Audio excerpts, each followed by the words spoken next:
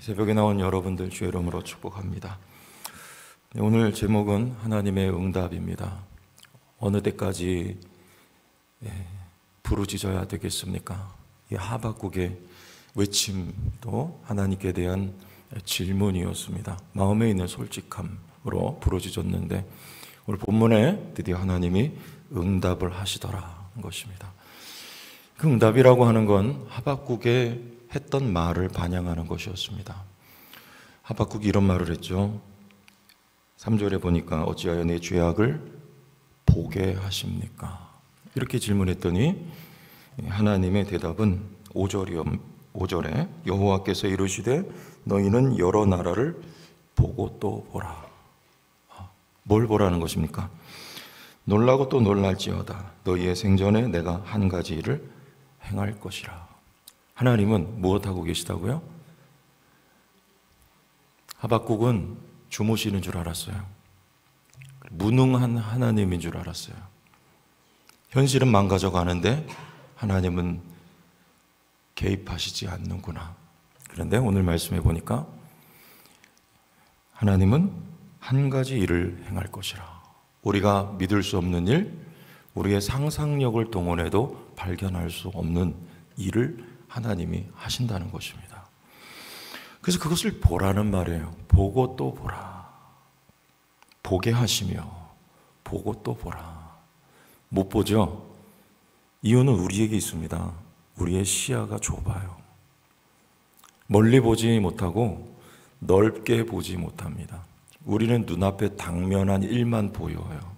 하나님은 우주를 주관하고 다스리시는 그 가운데 우리가 있어요. 퍼즐 한 조각과 같습니다. 우린 그거밖에 못 봐요. 그래서 하나님은 보고 또 보아라 이런 말씀을 하시죠. 십자가를 보는 두 가지 관점이 있었습니다. 미련하거나 거리껴지거나. 그러나 눈이 열려서 보게 되니 십자가는 하나님의 능력이요 하나님의 지혜이니라.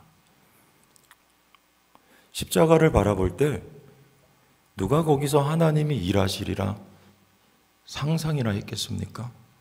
그건 저주요, 거리껴지는 것, 무능의 대명사 제자들에게 또 당시의 민중들에게. 그러나 하나님은 그 십자가에서 일하셔서 구원의 많은 열매가 맺히게 하셨습니다. 오늘 여러분의 삶의 현실에 보여지는 은혜가 있길 바랍니다. 하나님은 거기서 일하신다는 것이죠. 또 한 가지 그 하나님의 일이라고 하는 거 9절과 같습니다. 그들은 다 강포를 행하러 오는데 앞을 향하여 나아가며 사람을 사로잡아 모으기를 모래같이 많이 할 것이요. 이 모래 같다 아브라함에게 하신 약속 가운데 한 표현이었죠. 내 후손을 모래같이 많게 하리라. 그런데 여기 그 반대로 이 번성해야 될 후손들이 포로로 끌려가는데 모래와 같이 많이 잡혀간다는 내용입니다. 그들이 누굽니까? 강포를 행하는 자들. 강포라는 말은 폭력입니다. 이것도 일찍이 3절에 겁탈과 강포가 내 앞에 있고 하박국의 말을 그대로 반영하고 있어요. 이 강포를 행하는 자들은 다름 아닌 바벨론이죠.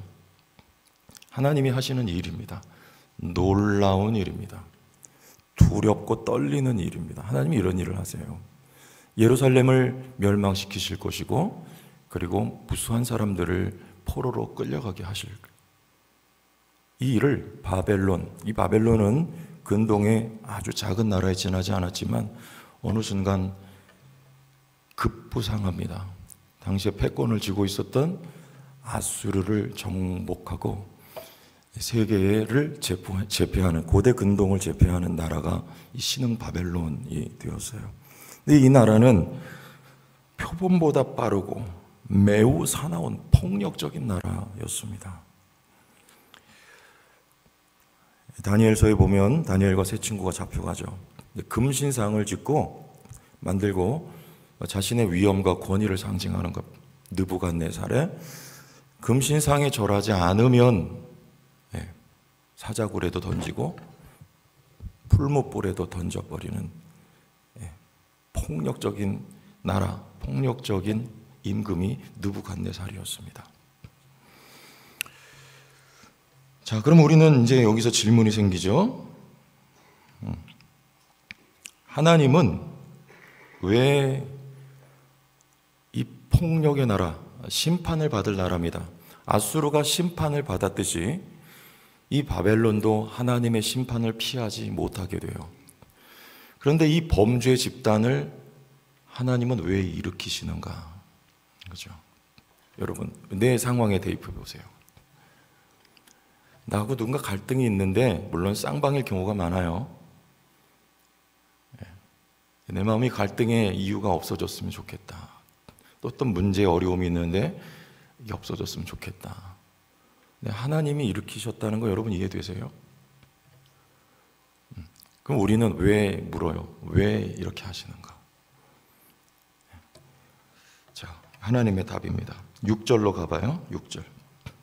같이 읽습니다. 시작. 보라, 내가 사납고 성급한 백성, 곧 땅이 넓은 곳으로 다니며 자기의 소유가 아닌 거처들을 점령하는 갈대아 사람을, 여기 안 보이는 표현이 있습니다. 단어, 내가 일으켰다. 누가 일으켰어요? 하나님이 일으킵니다. 왜요? 하나님은 여러분 주권자시잖아요. 주권자이신 하나님의 계산, 그리고 하나님의 승인, 하나님의 허락이 없는 일은 하나도 발생하지 않아요. 일어나고 있는 모든 일과 사건은 주권자이신 하나님의 승인과 하나님의 계획과 하나님의 허락 하에 발생하는 거예요. 욥의 고난 마찬가지죠. 사단이 와서 하나님 앞에 참소할 때 하나님이 그렇게 하라고 승인을 하세요. 그래서 욥에게 고난이 발생합니다. 마찬가지예요. 이 바벨론이 일어난 거 주권자이신 하나님의 허락하에 이 일이 일어났습니다. 그러면 하나님 왜 이 일을 허락하셨을까요? 우리의 시야는 그래요. 우리 당면한 문제, 하나님 이겁니다. 좁아요. 그러나 하나님의 시야는 더 넓고 여러분을 향한 더 깊습니다. 하나님의 일하심은 우리의 문제 해결이 첫째가 아니라 여러분의 존재됨이 먼저예요. 바벨론에게 이스라엘을 팔아넘겨서 70년 포로 생활하는 동안 그들은 존재가 바뀝니다. 우리를 그리스도 안에 새로운 존재로 만드신 하나님은 존재답게 하시기 위해서 오늘도 여러분의 삶에 많은 일을 발생시키고 계셔요. 기억하세요. 볼 수 있길 바랍니다. 하나님은 오늘도 졸지 않고, 하나님은 무능하지 않고 여러분의 삶에 여러분을 위해, 온 우주를 위해 일하시는 하나님이심을 기억하시기 바랍니다. 그럼 나의 존재됨, 그럼 오늘 내가 가지고 나올 기도 제목은 뭐냐? 그렇죠? 그보다 먼저 하나, 예수님께서 풍랑 앞에 큰 문제죠. 제자들에게 죽겠다 그래요. 제자들이 살려달라고. 우리 모습하고 비슷해요. 예수님은 두 대상을 향해 꾸짖습니다. 첫째가 고물에서 배 바닥에서 고물 베고 주무시다 말고 올라와서 그 바람과 파도를 향해 꾸짖으시고, 하나님 아닙니까? 그러니까 그가 꾸짖으신 대로 잠잠해져요. 두 번째 대상은요, 우리가 잘 이해하지 못하는 부분이에요. 제자들을 믿음 없음을 꾸짖으십니다. 생각해 보세요. 제자들이 믿음 없는 거 예수님 아세요, 모르세요? 제자들 멍멍해요. 멍청해요. 그런데 예수님 그 믿음 없음을 꾸짖으세요.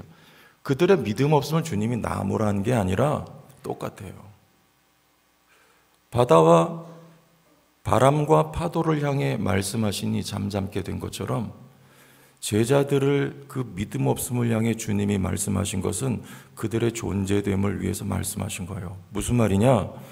베드로에게 주님이 말씀하십니다. 너는 반석이라. 말씀하시니 전혀 반석 같지 않은 베드로가 반석이 돼요.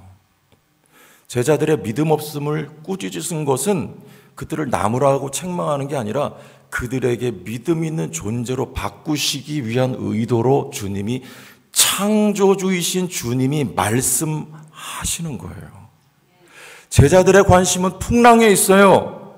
그러나 우리 하나님의 관심은 그들을 믿음의 존재, 반석으로 존재되게 바꾸는 일에 관심이 있습니다. 다시 우리의 기도 제목은 뭐냐? 하나님은 그것도 들으세요.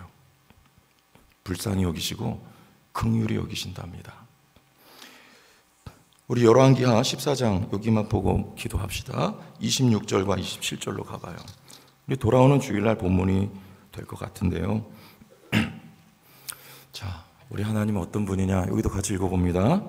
이는 여호와께서 이스라엘의 고난이 심하여 매인자도 없고 노인자도 없고 이스라엘을 도울 자도 없음을 보셨고, 여호와께서 또 이스라엘의 이름을 천하에서 없이 하겠다고도 아니하셨으므로 요아스의 아들 여로보암의 손으로 구원하였음이더라. 여로보암의 손으로? 자, 이때가 언제냐? 여로보암 2세, 첫 번째 여로보암 아니고 두 번째 여로보암인데, 아시다시피 북왕국 이스라엘 왕들, 그 북왕국은요 남왕국에 비해서 몹시 하나님으로부터 멀어져 있는 나라, 그리고 왕들이 대부분 전부예요. 근데 이 여로보암 왕 때 두 번째, 이 이스라엘이 가장 솔로몬 때 그 주변 국가를 정복했던, 땅을 차지했던 것만큼 이 여로보암 2세 때 이게 회복이 돼요. 이상하지 않아요?